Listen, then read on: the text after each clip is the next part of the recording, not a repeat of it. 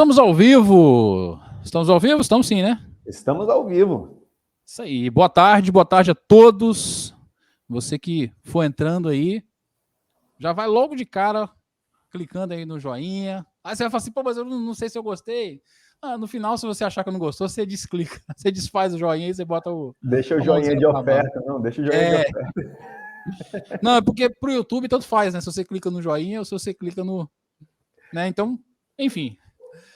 aproveita também, compartilha, já indica aí para os seus amigos, seus familiares, colegas de trabalho, de faculdade. Se você estiver no ônibus aí, vai mandando para a galera do ônibus aí, enfim, compartilha para geral aí. Estamos aqui hoje no mais uma live, mais um vídeo aqui no Contraponto Teológico, um bate-papo aqui e trazendo, como é a proposta do canal sempre, né, a visão bíblica sobre um determinado tema. Não é isso, Cício? Fala aí. Exatamente, então, muito boa tarde para todo mundo que acessou, que está acessando no Gerúndio nesse momento, ou que vai acessar no futuro vídeo aqui do Contraponto Teológico. Nós somos um canal de teologia e vida cristã que tem como objetivo tratar de temas atuais e trazer respostas bíblicas, respostas da teologia a respeito da nossa contemporaneidade, por que não? Com certeza a Bíblia é um livro que ela é repleta de informações, é um livro cheio de conteúdo que com certeza traz respostas objetivas a respeito de temas complexos do cotidiano. Não sei se você está percebendo, mas você que acompanhou as nossas antigas lives do canal Contraponto Teológico, você vai perceber que nós vamos repetir os dois temas que nós usamos no início do canal, no reinício do canal. Agora nós estamos reiniciando o canal e hoje nós vamos falar de vida líquida. É isso aí, é isso aí. Eu já estou aproveitando aqui para compartilhar, então reforçando aí, faça o mesmo, né? Se você também quiser deixar algum comentário, uma pergunta, ao final a gente pode, ao final ou no decorrer, né, do bate-papo aqui, a gente pode fazer a leitura do seu comentário e da sua pergunta também. Beleza? Agora são 15h02. E aí, Cício, você já acha que já dá para a gente começar? Mete bronca? Então, sem mais delongas, vamos à apresentação do que a gente preparou e depois vamos trocar uma ideia, fazer um bate-papo a respeito do tema vida líquida, que já está aí na sua tela. Então, presta atenção no que a gente vai falar. Hoje nós vamos falar de vida líquida e as relações na tal modernidade líquida. Isso é muito dito, isso é muito comentado, é muito falado. Nós estamos numa modernidade líquida, nós estamos na pós-modernidade. Mas, grosso modo, do que será que o tema trata? Então vamos começar falando que o grande expoente, não é o único pensador, mas o grande expoente dessa ideia de modernidade líquida é esse cara aí, ó, Zygmunt Bauman. Ele é um pensador, ele foi um pensador muito importante no início do século XX. E ele foi um homem que apresentou essa ideia de modernidade líquida. Ele é considerado um dos primeiros pensadores pós-modernos.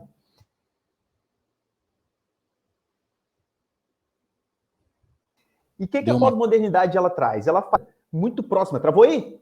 Deu uma travadinha assim rapidamente, mas voltou. Então vamos lá. Então ele é um pensador pós-moderno.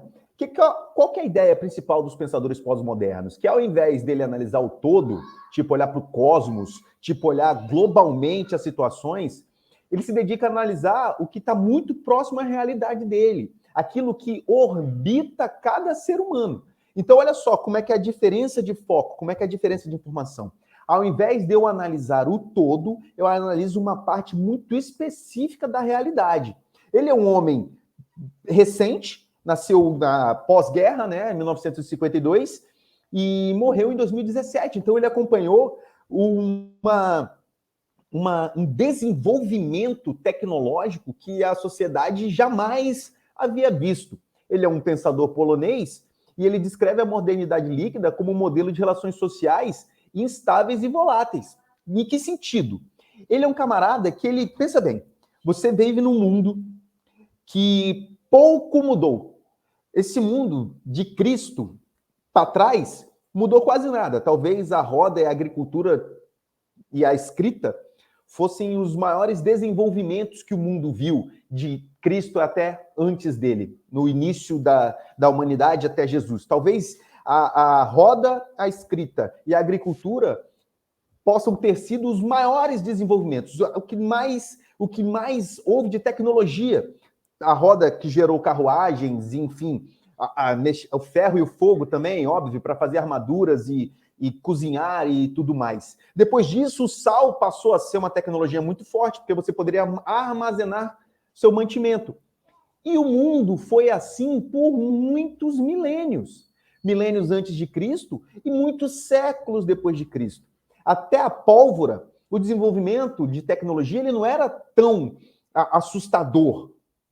Na Revolução Industrial, nós tivemos uma corrida um pouco mais violenta no que diz respeito ao desenvolvimento, porque as máquinas, elas fizeram trabalhos que demorariam horas para acontecer, e as máquinas faziam isso de forma quase que instantânea para a época. Nós tivemos também a prensa de Gutenberg, que passou a fazer com que o texto pudesse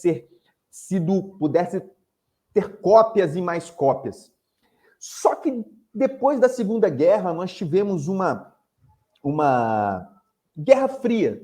E a Guerra Fria, ela tinha duas características. O Ocidente e um Oriente, vamos colocar a Rússia, né, como ela está na Ásia e parte na Europa, ela é oriental geograficamente, mas ocidental no seu estilo de vida. Nós tivemos essa disputa entre Estados Unidos e União Soviética. E essa disputa, ela era não somente uma disputa pelo poderio na Terra, mas era também uma disputa para ver quem conquistava o espaço primeiro. E isso gerou um desenvolvimento tecnológico absurdo pós-guerra. Depois da Segunda Guerra Mundial, esse desenvolvimento ele foi uma avalanche imparável de coisas absurdas que aconteceram quase que uma após a outra.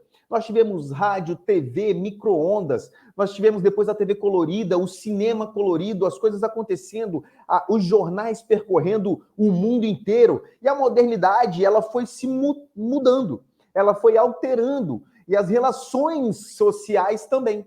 As relações, elas deixaram de ser estáveis e passaram a ser instáveis. Deixaram de ser firmes e passaram a ser voláteis. O desenvolvimento da sociedade contemporânea, então, passou a mudar rapidamente. Ao invés de você ter uma vida perene, você tem uma vida como as ondas. Uma vida que você é levado por desenvolvimentos. Antigamente, as relações duravam mais, as amizades duravam mais. Os amigos eram amigos mesmo que estivessem longe uns dos outros. Hoje, o amigo necessariamente é aquele que principalmente concorda com você. Então, olha só. As mudanças nas relações sociais são indicativos de que a sociedade ela teve uma alteração. O fio do bigode não vale mais como valia antes, pastor Ricardo, como diz os antigos, né? Você deixava o risquinho na venda para que você comprou algo lá, mas você vai voltar para pagar. Hoje em dia, essas relações elas não funcionam mais assim. As relações elas não duram como duravam antes. A sua assinatura não vale mais como valia antes. Os empregos, eles são trocados com mais facilidade. Antigamente, as pessoas entravam no emprego para se aposentar neles. Hoje, eu entro no emprego e não me apego a ele. Então, a gente troca as coisas com muito mais velocidade. A gente vive conectado, mas não necessariamente ligado. Porque as nossas conexões digitais, elas são inúmeras. Se você for aí na sua rede social agora, o Sadraque está perguntando se vai ficar salvo. Vai ficar salvo, sim. Vai ficar salvo, sim. Vai ficar salvo, sim. Então, nós vivemos conectados a muita gente, mas não estamos ligados a muita gente. Se você for na sua mídia social, seja ela qual for, certamente você vai ter um número de amigos que não necessariamente reflete o seu Natal. No Natal mesmo, quem você dá um abraço, quem você liga ou quem você troca algum tipo de mensagem, não é nem 10% das pessoas, provavelmente, que estão na sua mídia social. Os likes e as curtidas não identificam relações sólidas, mas relações líquidas. E isso faz muita diferença, porque as redes sociais nos dão sensação de proteção e abrigo. Afasta a gente dos medos, afasta a gente dos abandonos, coloca a gente dentro de uma bolha que pensa parecido conosco. Então parece que nós somos aceitos por um grupo que também quer ser aceito e nós deixamos de ter a nossa realidade, até do descontentamento, para estarmos num local onde o nosso ego e o nosso eu é massageado e é tratado com carinho. Só que nós continuamos sendo afetados pela comparação, porque nas mídias sociais ninguém quer colocar sua mazela. E quando as pessoas colocam sua mazela, é no intuito de ter uma atenção por pena. E a pena não é a mesma coisa de misericórdia. Já vou fazer o primeiro contraponto aqui. Porque quando você tem pena, o que você faz é ajudar para que a sua consciência esteja tranquila. Quando você tem misericórdia, você ajuda para que o outro saia daquela situação. Então, você tem uma rede social onde você tem pena, onde que você quer ser bem aceito, onde você quer ter um discurso politicamente correto para que os likes sejam dados a você. Então, nós somos afetados pela comparação com outras pessoas. Nós queremos ter uma opinião que seja agradável, uma opinião que seja aceita pela realidade do momento. E não nesse sentido... Pode falar, Ricardo. Nesse sentido do que você falou, a pena seria uma coisa até meio egoísta, né? É um sentimento até meio egoísta. Enquanto a misericórdia é uma coisa pensando no outro. Você quer resolver o problema, né? Tem essa diferença, né? A pena é R$1 dado no semáforo. A misericórdia é você ter um local de abrigo para aquela pessoa. É muito diferente. É muito diferente. Mas nós temos que valorizar o que temos, no final das contas. A gente deve valorizar aquilo que a gente já tem, em vez de buscar e se contentar com aquilo que o outro tem. É óbvio que a grama do outro é sempre mais verde, como diz o ditado. Contudo, o que nós temos precisa ser valorizado. É importante a gente viver de acordo com a nossa vontade. Aqui eu não estou dizendo viver de acordo com a nossa vontade para que a gente faça o que a gente quer, mas é para que a realidade alheia, essa realidade líquida do outro, não seja o nosso norteador. A gente tem que focar naquilo que realmente faz bem, naquilo que realmente direciona o nosso caminho, naquilo que realmente é o passo possível que eu posso dar. Eu gosto de fazer uma analogia. Existem esses youtubers, enfim, influenciadores de vida financeira, mas parece que eles não conhecem o que é um salário mínimo. Se você tem um salário mínimo, você tem que entender que aquilo que está sendo apresentado naquele conteúdo, você não vai enriquecer se você colocar R$10 por mês no Tesouro Direto. Você vai conseguir, sim, fazer o seu dinheiro aumentar, mas vai aumentar conforme aquilo que foi depositado, não conforme aquilo que outra pessoa depositou. Para você conseguir ter recurso, você precisa fazer bons negócios, seja ele na área que for, seja gastando seu dinheiro em casa, seja investindo seu dinheiro naquilo que for necessário. No final, eu quero deixar claro uma coisa. A ideia das relações líquidas e liquidez nos afetos não é uma defesa de Bauman. Bauman ele não projetou isso, ele não sentou junto com o grupo de pensadores e falou, vamos maquinar uma ideia. Não, é uma constatação desse pensador. Ele fez o seguinte, ele observou a realidade e ele redigiu aquilo que ele percebeu. Ele chegou a essa conclusão. Vivemos em uma modernidade líquida. E essa contemporaneidade é o que temos. Precisamos aprender a trabalhar com ela. Legal, bacana. Você falou algumas coisas que eu achei bem interessante e me fez até lembrar algumas situações. Por exemplo, você falou da questão do relacionamento, né? Existe até uma expressão que o Bauman usa, que ele fala que esse momento que nós estamos vivendo e essa transformação gera uma liquefação das formas de relacionamento social, né? E, cara, eu não sou tão novo, não sou tão velho, tô ali no meio termo, né? 45 anos, faço 46. Mas, por exemplo, uma coisa que eu já percebo que mudou muito é exatamente a questão de como nós nos relacionávamos com os nossos amigos na questão da música. Antigamente, a gente percebia que havia uma proximidade maior, não só com a arte em si, mas com as pessoas, os amantes da arte. Com a arte em si, por exemplo, era comum você, sua banda preferida lançava um vinil ou um cassete, quem pegou a época da fitinha cassete aí sabe do que eu tô falando. Era muito comum você pegar o quê? O encarte.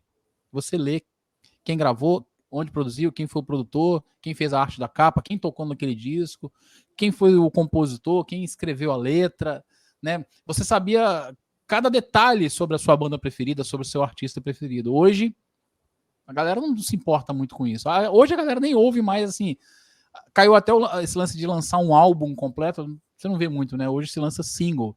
Até a relação com a arte mudou também. E aí hoje lança uma coisa, você ouve aquilo ali, amanhã lança outra coisa, aí a atenção passa a ser para aquela outra coisa e por aí vai. E também afetou as relações dos amantes da música, porque eu lembro que quando você sabia que um brother seu tinha um lançamento de uma banda, de um artista que você curtia, você marcava com ele para trocar uma figurinha, para ir na casa dele, tomar um café, seja lá o que for, botava lá o vinil e você gastava um tempo, levava uma fitinha cassete para gravar aquilo. Aí geralmente ele falava, traz alguma coisa também aí pra gente, né? Alguma coisa que eu não tenho, um som, uma banda, alguma coisa que eu não tenho, pra gente fazer uma troca, né? É uma coisa perceptível nesse sentido também, né? Você não acha? Certamente. E a música, então, a música mudou demais. A música mudou demais.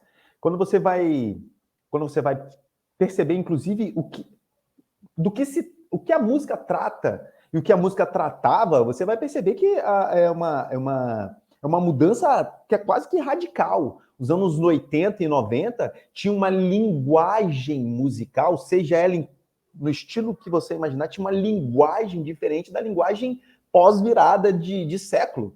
É uma linguagem muito diferente. Quando você vai lembrar a música. Quantas vezes você não já foi na locadora e não conseguiu a fita que você queria de um filme? Pois é. Então você tinha que esperar o outro fim de semana para poder assistir esse filme. Hoje é streaming, hoje é on demand, hoje você clica e assiste, é imediato. É algo que é imediato, na hora que você clicou, você viu. Você não tem mais o processo da espera, você não tem mais o processo da realização de um sonho, mesmo que um sonho pequeno. E veja bem, não é uma crítica à tecnologia. Não é uma crítica à tecnologia. Sim. Eu uso, tá? Eu tenho streaming de áudio, eu tenho streaming de vídeo, nós estamos no YouTube. Não é uma crítica à tecnologia, é uma constatação. Assim como o Bauman fez, nós percebemos a realidade. É uma crítica à forma como nós temos nos relacionados com a tecnologia. Exatamente, porque não é porque a tecnologia é boa que todo uso que é feito dela também é bom. Por exemplo, isso que você falou, das relações elas terem se dissolvido junto com o disco físico, que não é mais ali, que não é mais aquela relação de você pegar o disco, tirar o envelope, sem rasgar o encarte, você pegar o vinil, tirar ele dentro do plástico com o maior cuidado para ele não arranhar, chegar no seu toca-disco, colocar, olhar se a agulha tá direitinho, colocar o disco, escutar aquele chiadinho e começar a tocar o som e você esperar a próxima música, porque pular a música também era uma outra relação. Para você pular a música, você tinha que levantar da sua cadeira, você tinha que ir até o aparelho de som, levantar a tampa, tirar com cuidado a agulha para não arranhar o vinil.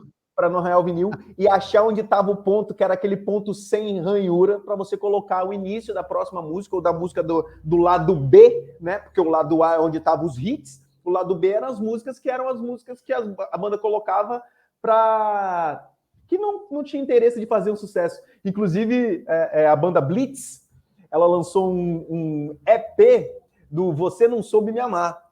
E eles só gravaram essa música. Do outro lado era literalmente assim, nada, nada, nada, nada, nada, nada, nada, nada. E eu tive esse EP aqui em casa. Então a relação com a música ela era diferente. Você viver aquela sensação de estar com seus amigos escutando um som e vocês trocavam ideia sobre o som. Pô, mas a música, a faixa 3, faixa, né? Porque era uma faixa. Sim. A faixa 3 é muito melhor do que a faixa 1. Por que a faixa 1 abriu o disco? O que eles estão tentando dialogar aqui? E era uma conversa legal. Você trouxe a fita? Trouxe. Aí você vinha pro playback, gravava, dava pause. Isso quem tinha grana, né? Uhum. E você fazia isso. Então a relação da música, a relação com os filmes, muitas vezes tinha aquela feitiçaria, né? Do videocassete que gravava com a televisão desligada. Eu achava aquilo muito estranho. Você botava para gravar o Corujão, e ele gravava, você só podia ver no outro dia depois da aula. E vai saber se você gravou o filme do início e no final certinho, enfim. As relações eram diferentes. A relação de amizade era diferente também. Você aguardava o final de semana para você ir para a rua. E na rua você chamava os colegas, você ia na porta da casa dos colegas e gritava o nome deles e a gente ia para a rua, sem planos. Hoje a relação é no WhatsApp, no Telegram, onde você manda uma mensagem e você ali já está trocando essa ideia, mas tem um distanciamento, tem uma dificuldade de relacionamento, porque o relacionamento ele deixou de ser relacionamento sólido, ele passou a ser um relacionamento líquido. Que ele é líquido, ele escorre às vezes pelos dedos. E principalmente aqueles amigos onde você tem divergências pontuais. Vou dar aqui um exemplo. Isso aí é uma coisa que exatamente que eu ia falar, porque por causa dessa liquidez que acabou sendo gerada nos relacionamentos, acaba se gerando uma facilidade de se romper esses relacionamentos. Antigamente, seu amigo podia ser um Zé Mané. Então, já é Zé Mané, mas é meu amigo. Eu vou repetir o que eu já falei uma vez, e não é uma apologia à violência. Mas alguns colegas meus e eu, na rua, nós trocamos um papo de manhã e jogamos bola no mesmo time de tarde. Rolava muito isso aí. Opa, direto. Então, assim, óbvio, gente, não briguem. Reconheçam Jesus Cristo como Senhor e Salvador da sua vida. E não briguem. Mas se brigar, saiba que aquilo não é o fim. E saiba que você pode estar errado. Porque essa sociedade líquida também tem uma dificuldade em perceber que pode estar errado e que sua opinião pode ser uma falha. Você não tem que procurar quem tem a opinião igual à sua. Nós temos que procurar a opinião correta. Existe uma verdade. E outra coisa, às vezes, dependendo do assunto, do tema, não existe apenas uma opinião correta, mas podem ter duas formas diferentes de pensamento. E não quer dizer que, pelo fato do meu amigo pensar diferente de mim, ele é meu inimigo. Porque essa geração hoje está muito assim, né? As relações com política e com time de futebol têm inflamado demais pessoas que pensam diferente, mas geralmente pessoas que entendem pouco tendem a se irritar mais, porque quando elas são refutadas, é como um golpe de misericórdia daquele que tem um pouquinho mais de conhecimento. Isso costuma ofender, até porque a refutação vem sem paixão, vem com paixão pela sua ideologia, mas não vem pela misericórdia pelo outro. Então é uma sociedade que tem passado por dificuldades e não reconhece que existe o que é sólido. E aqui que nós temos que entender. Há o que é sólido. A modernidade líquida, por mais que seja uma realidade, será que ela é uma realidade sólida? Ou ela é uma realidade líquida? Como é que fica? Eu não posso relativizar a verdade porque ela me incomoda. Porque esse é o mal dessa sociedade. É uma sociedade que se incomoda com aquilo que machuca. Só que nós temos um problema chamado verdade. A verdade ela não pode ser pluralizada no sentido de tudo que fizer bem passa a ser verdade. Porque ela deixa de ser uma verdade. Ela passa a ser um fragmento de verdade ou algo nesse sentido. Porque a verdade e a mentira, elas são bem sólidas, são bem físicas, são bem vistas. Existe uma verdade, existe uma mentira. Um avião que está caindo, ele não está caindo, mas talvez ele não caia. Não, é uma realidade no momento. Está caindo. A morte é uma realidade para a maioria das pessoas que estão ali dentro, salvo um milagre. Porque dependendo da altura, nem o mais exímio piloto tem o que fazer. Isso é uma verdade. As nossas relações também são assim. O meu trato em família, o meu trato com igreja, o meu trato social, são tratos com a verdade. E o que a palavra de Deus diz? Conhecereis a verdade e ela nos libertará. Antes de você entrar... Eu quero concluir essa frase, para não parecer que eu estou... Não, beleza, eu vou deixar você concluir, mas eu quero já lançar uma pergunta, então, para depois você já...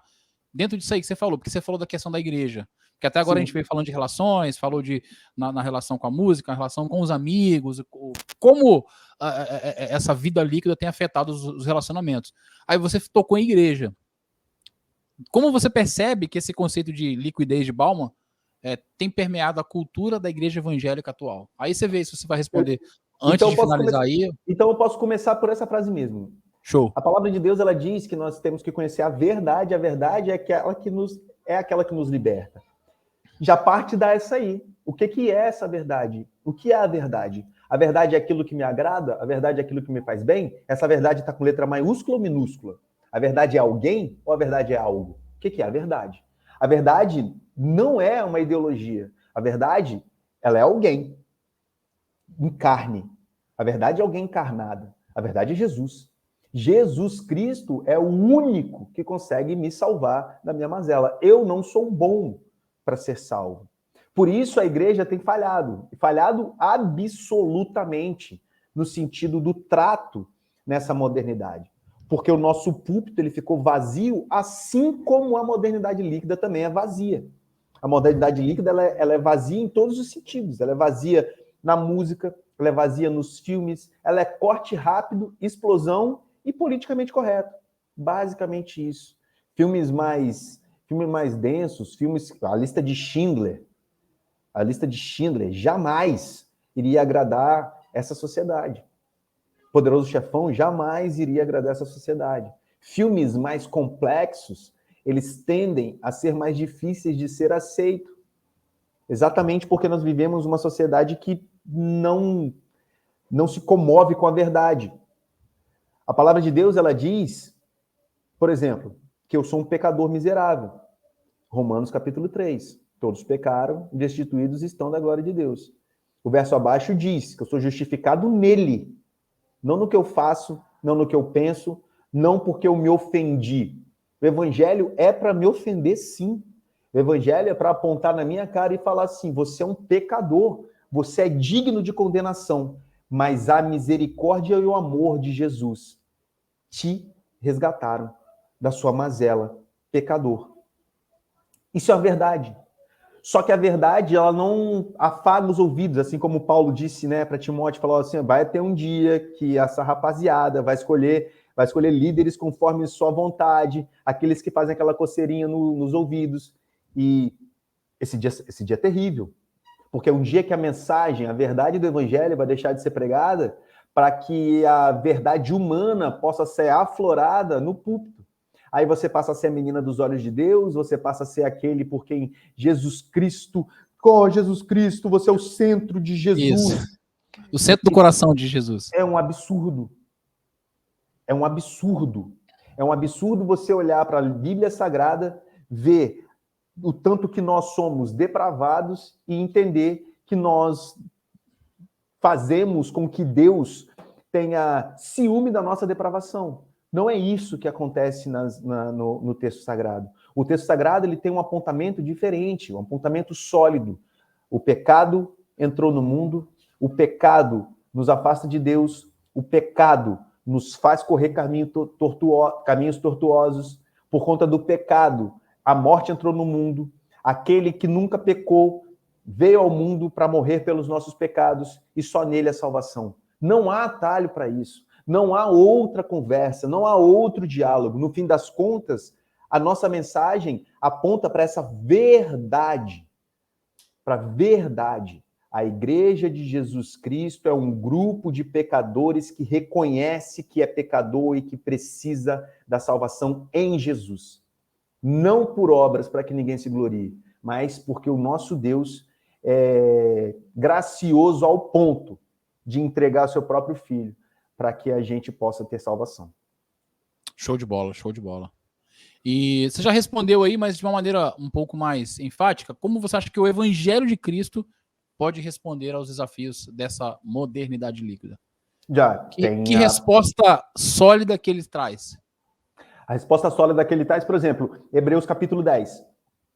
Hebreus capítulo 10, a palavra de Deus fala que nós... Tem aqui alguns pontos. Eu vou, a partir do verso 19, eu não vou ler tudo, não, mas eu vou pontuar. Eles falam que nós temos algumas exortações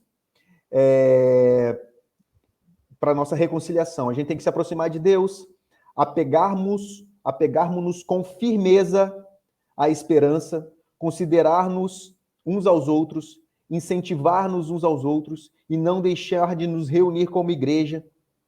E no final, lá no verso 25, fala para nos encorajar uns aos outros. Então, olha só, o que o texto sagrado fala. Bastante coisa aí, né? Bastante coisa, bastante coisa. Olhando lá para trás, Jesus Cristo ele faz um apontamento interessante. Ele fala que existe uma rocha, que depois Pedro fala lá na sua carta, falando assim, essa rocha é Jesus. Existe rocha, existe algo firme, existe algo rígido, existe um núcleo duro, chamado Jesus de Nazaré.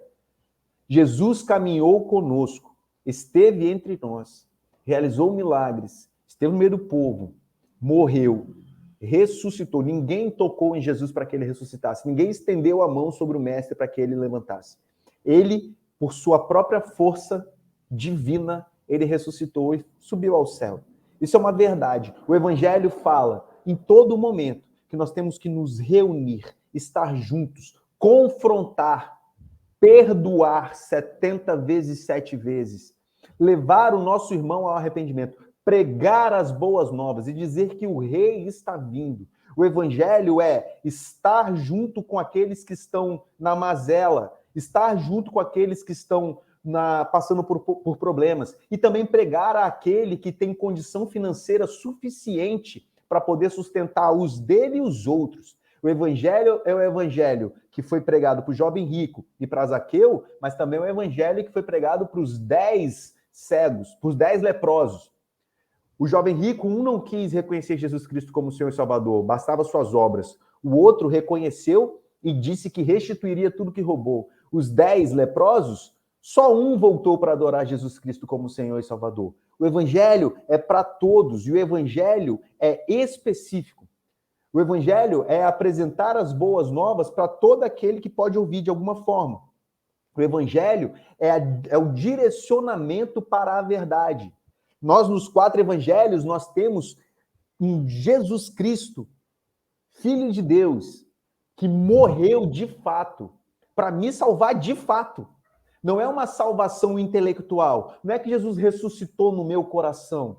Não é que Jesus é uma ideia, um arquétipo mitológico daquilo que poderia ser um ser humano ideal. Não! Jesus é um arquétipo, sim, mas não é mitológico como nós compreendemos mitologia nos dias de hoje. Jesus é um arquétipo da realidade daquilo que é um ser humano perfeito aos olhos de Deus. Que Jesus, sendo Deus, também foi homem. Isso é mais uma realidade louca, essa tal união hipostática. É uma realidade que é muito além da compreensão, mas é uma realidade.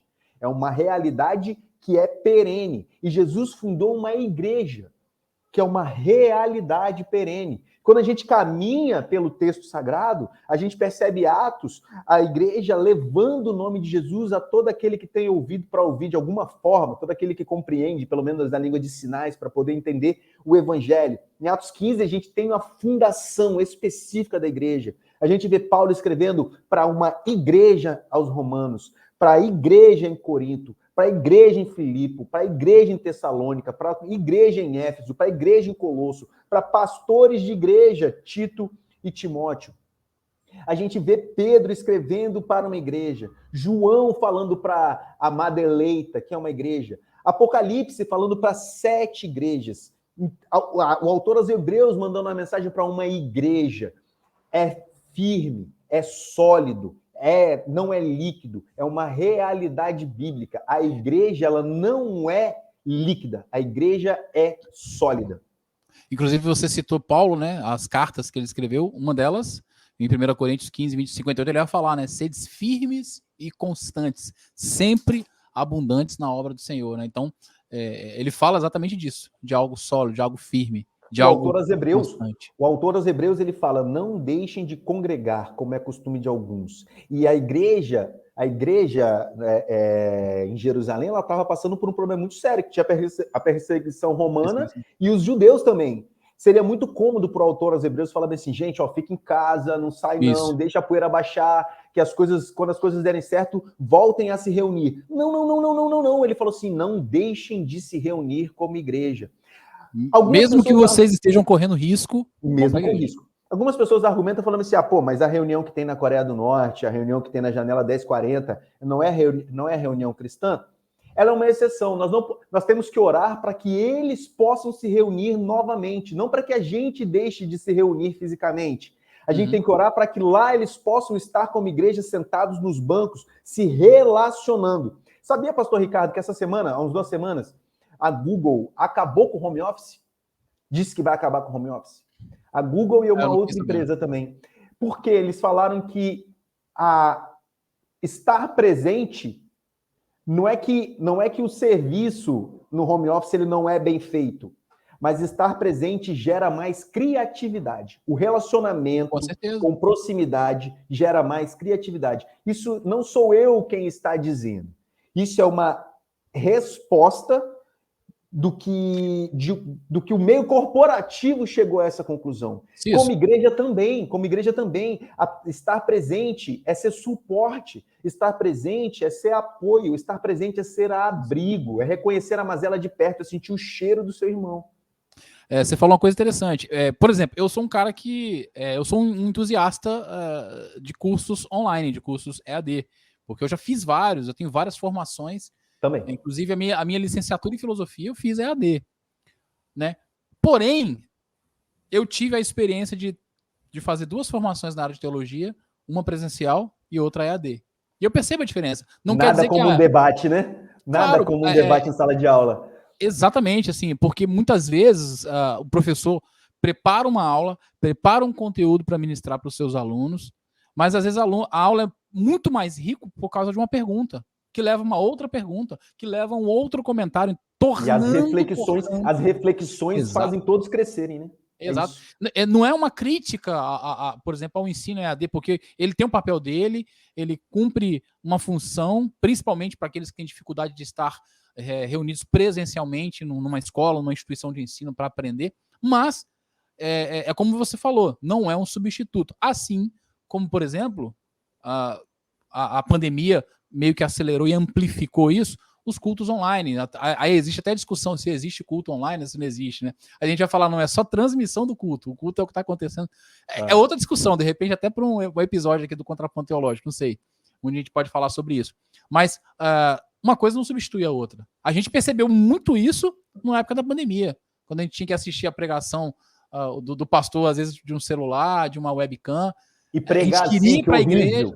A gente queria ir para a igreja, horrível, abraçar, cara. Ter o relacionamento ali, mas não rolava. Né? Então. Olha, pastor Ricardo, eu tenho um pensamento que alguns podem considerar um pouco radical, mas é uma ideia de alguém que não é tão antigo assim. Eu nasci em 1980, então peguei essa transição, né? Essa transição secular aí, né? Eu fiquei 20 para lá, agora eu tô 20 para cá, né? Eu acho que batismo, ceia, é massa. batismo, essa fala é massa. Comunhão e sexo, Deus não criou para ser virtual, Deus criou para ser real, Deus criou para ser próximo, Deus criou para ser junto, Deus criou para se estar presente. Então, não temos que tratar momentos de exceção como um motivo para a regra. Não dá. A gente precisa entender que graças a Deus pela tecnologia. Sim. Mas é aquilo que nós conversamos hoje. A inteligência artificial ela é mais artificial do que a inteligência. Porque a inteligência pressupõe relacionamento. Um leão não é um bicho inteligente, ele é esperto. O macaco ele não é inteligente, ele é esperto. Ele sabe fazer lá os seus macetes e suas gambiarrinhas. O macaquinho é massa. Mas o macaco não, como já dizia Ariano Suassuna, o macaco não consegue criar um pregador de roupa, 2 palitos e um arame. Ele não tem condição de criar.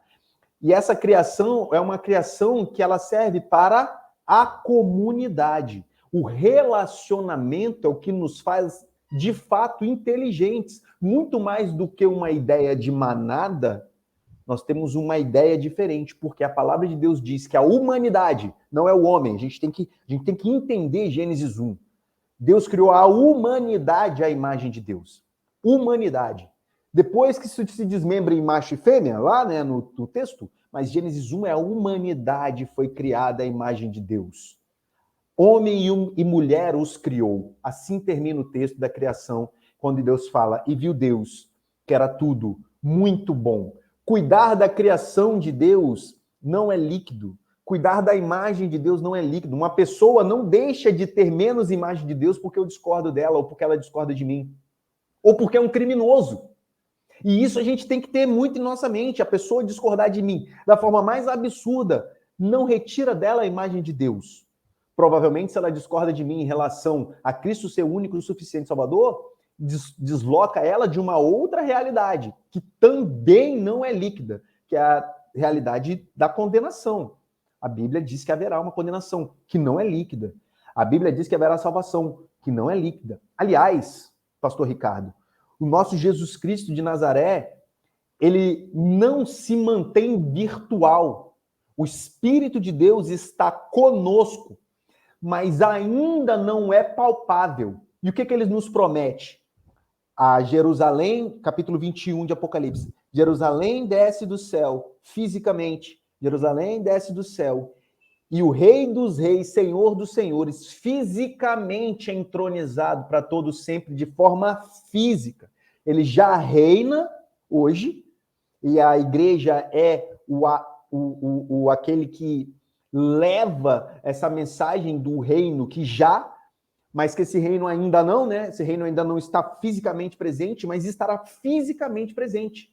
Carne e osso. Teremos o nosso corpo glorificado. Nós não seremos espíritos, mas teremos um corpo espiritualizado. Assim como o de Cristo pós-ressurreição, um corpo palpável, um corpo que parte pão, um corpo que caminha no caminho de Emaús.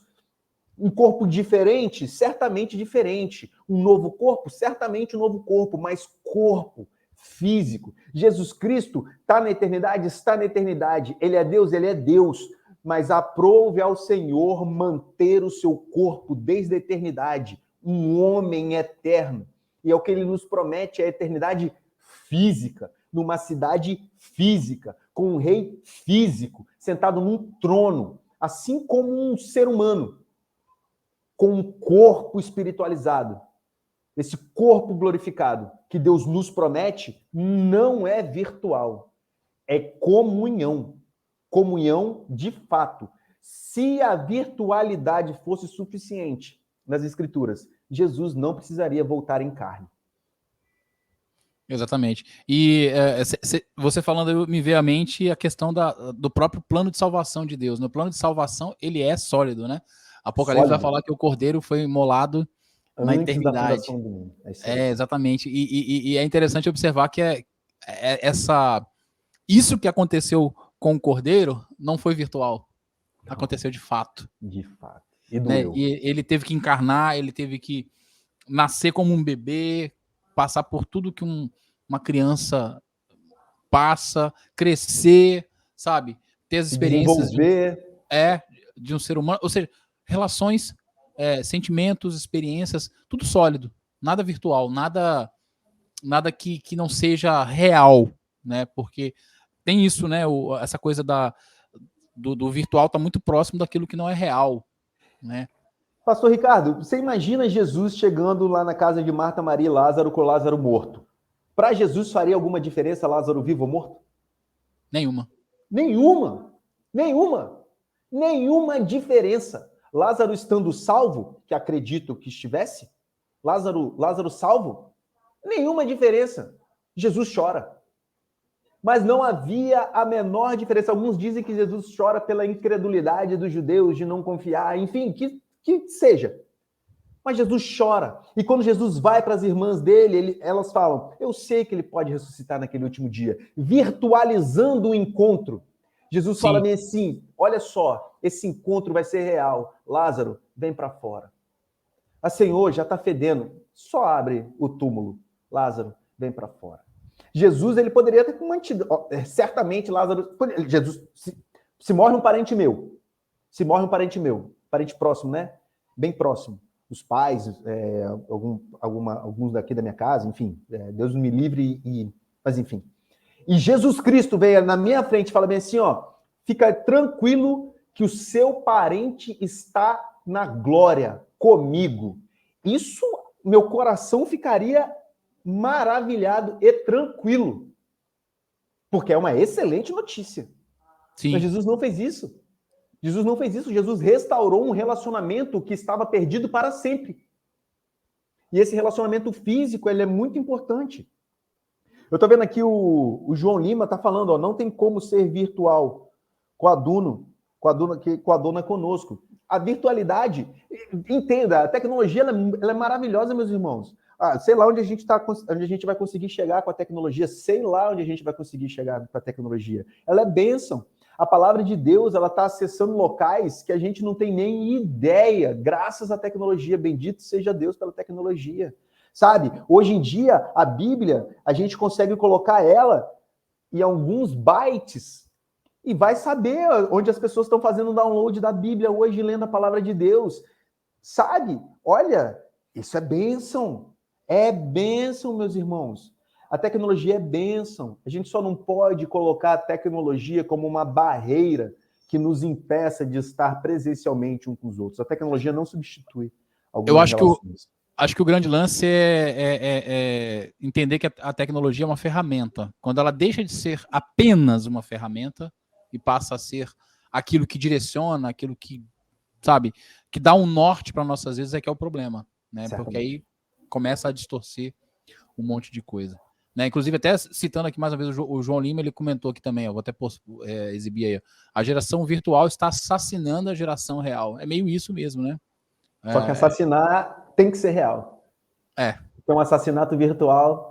Até nisso, né? Até nisso é um antagonismo, né? Até a virtualidade tentar acabar com a realidade, até nisso, são pensamentos que eles são antagônicos, eles divergem. Como é que alguém pode ser cancelado se nunca foi assinado?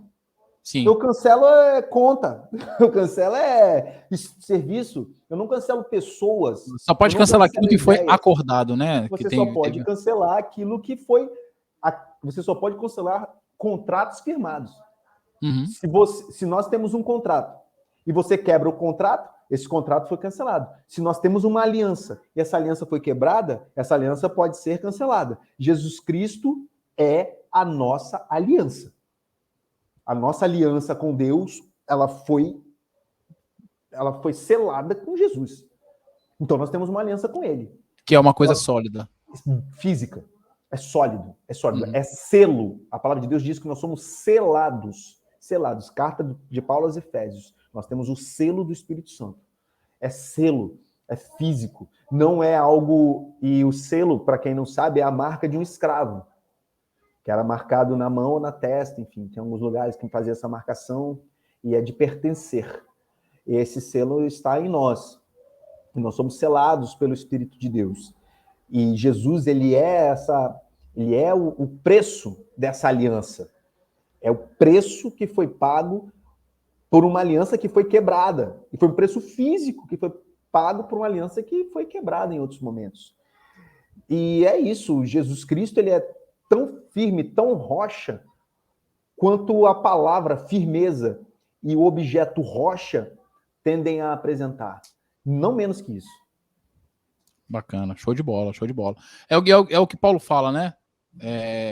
Não vos conformeis com esse mundo, mas transformai-vos pela renovação do vosso entendimento.